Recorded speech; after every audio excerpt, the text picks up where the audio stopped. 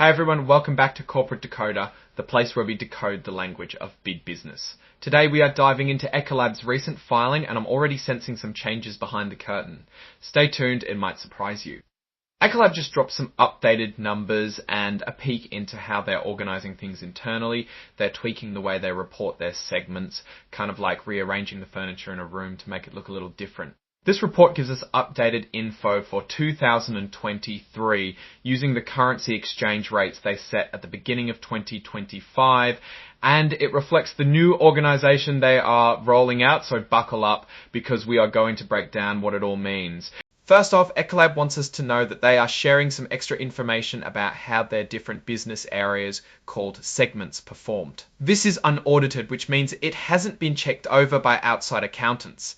This info is for the years 2024 and 2023. They've also used fixed or set, currency exchange rates that were decided at the start of 2025. This helps to compare results from different countries without currency swings messing up the picture, and important to keep in mind they also moved around some of their business segments' customers, and even how costs are divided up starting in the first part of 2025.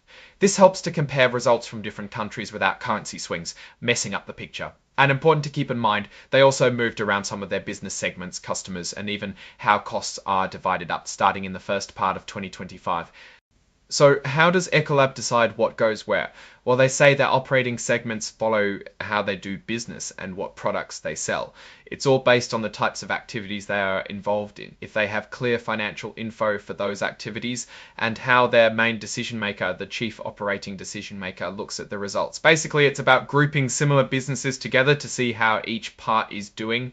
Now for the changes. As of January 1, 2025, their global industrial segment got a new name, Global Water, and it includes light and heavy, which was previously known as water, food and beverage, and paper businesses.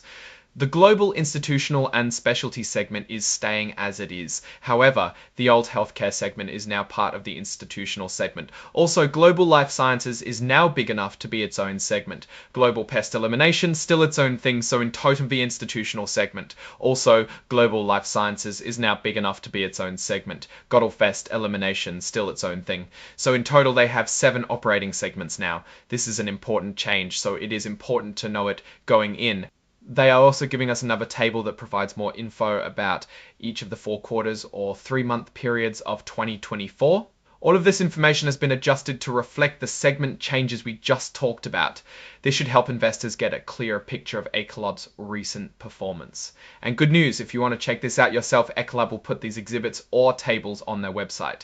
ECOLAB is also making it clear that this is extra information. It's not meant to replace the official reports they file every quarter called Form 10K, so don't throw those away. This is just some extra detail to help understand the business better. And here is the legal stuff. The information in this report is being furnished, not filed.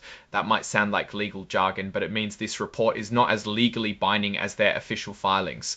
So if you're planning to make any major decisions based on this information, keep that in mind. Now, let's jump to the financial tables because this is where things get interesting.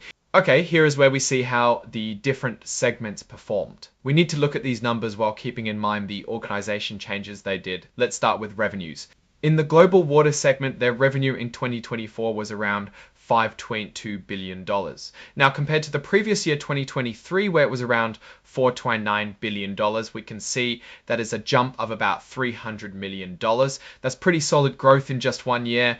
Now let's look at another segment, global, institutional and specialty. In 2024, they brought in revenue of around $4.8 billion in 2023.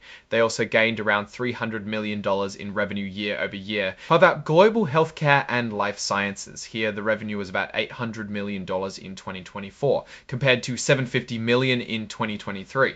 Still good, but growth is slowing down. Lastly, global pest elimination segment had revenue of $1.83 billion in 2024 and roughly $1.7 billion in the prior year. Also an increase, but a relatively small one. So we can see most segments are growing, but the rate of growth may vary across the different segments. Looking at the next exhibit, this one gives us 2024 revenue by quarter. Let's check that out. Here we can see global water revenue was around $1.3 billion in the first quarter, rising to $1.33 billion in the second quarter, $1.32 billion in the fourth quarter. The numbers are very similar with a little bit of up and down. Global institutional and specialty revenue was 1.17 billion in the first quarter, 1.21 billion in the second quarter, 1.24 billion in the fourth quarter. So this segment had pretty constant growth in each of the 4 quarters. Global healthcare and life sciences had revenue of around 200 million in the first quarter, about the same in the second and third quarters, and around 210 million in the fourth quarter. So here again we see more or less consistent performance. Finally, global pest elimination had 447 million in revenue in the first quarter. 452 million. In the second quarter, 468 million in the fourth quarter. This segment also had more or less constant growth. So what does this all tell us? Well, ECOLAB is definitely making some strategic moves behind the scenes. It's not just about the numbers, but also about how they are presenting themselves to investors. ECOLAB is in a pretty solid position. Their different business areas are generally growing, but the rate of growth is not equal. This reorganization seems to be about figuring out where the company can grow the most. One thing that stands out is that the global institutional and specialty segments revenue grew a tiny bit each quarter. This suggests that this part of the business is stable and well managed. The numbers tell a story of a company that's not just sitting still. They are actively trying to improve and grow. This can come with risks, but also with chances to get even better. If they can pull these changes off smoothly, there's a good chance that ECOLAB could see even better results in the years to come.